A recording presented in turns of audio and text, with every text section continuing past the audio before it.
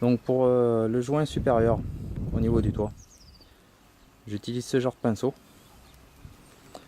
Il s'insère assez facilement à l'intérieur du joint. Donc comme d'habitude, vous vaporisez la PC, vous inactivez avec votre pinceau. Donc après vous avez deux solutions, soit vous faites couler délicatement le filet d'eau. Faites bien attention parce qu'en dessous il y a le siège, bien entendu. Ou tout simplement, vous prenez une microfibre que vous aurez bien humidifié au préalable et vous viendrez essuyer. Voilà. Donc si vous devez faire que la partie extérieure, vous pouvez venir protéger avec des serviettes, comme ça le tableau de bord, afin d'éviter les projections sur les sièges pour éviter d'avoir des taches. Une fois que vous aurez l'habitude, mais même que, quand on a l'habitude, je vous rassure, il y a toujours des éclaboussures. Donc pour les besoins de la vidéo, on va laisser comme ça. Donc on viendra asperger la CC.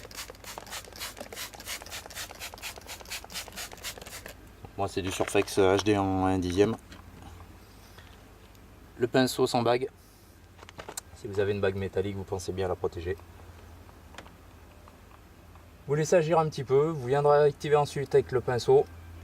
Donc sur les parties comme les tuyaux, toutes les poussières vont vraiment venir s'incruster. Vous n'hésitez pas à insister. Vous gardez un petit seau d'eau à proximité. Vous pourrez remouiller au fur et à mesure, comme ça vous allez rincer progressivement et nettoyer un peu le travail. Vous y verrez ainsi plus clair. Une fois que vous aurez activé tout comme il faut, donc tout ce qui est, si vous, vraiment il y a des parties qui sont très grasses, pardon, vous prendrez une dilution plus forte. Une fois que tout sera fait, vous aurez au préalable réglé votre jet d'eau au minimum. Donc vous commencerez par le bas, afin d'éviter le problème de pression. Ensuite vous remonterez en mode douchette. Donc là les éclaboussures, comme on peut le voir, elles seront plus ou moins contrôlées. J'ai mis la serviette justement pour ceux qui ont une petite appréhension. Vous pouvez commencer comme ça. Donc là je ne me mets pas devant, mais en même temps que vous rincez, vous utiliserez votre pinceau aussi.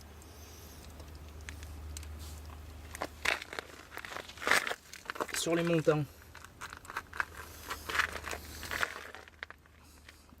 vous viendrez utiliser votre gant, donc sur ces parties. En dessous, là vous utiliserez bien entendu votre pinceau.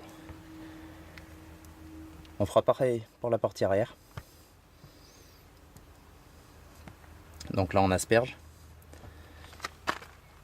On vient activer comme il faut. Et le fait de laisser la porte arrière fermée, cet accès sera beaucoup plus simple. Donc la partie avant étant terminée, on reviendra nettoyer comme il faut à l'arrière.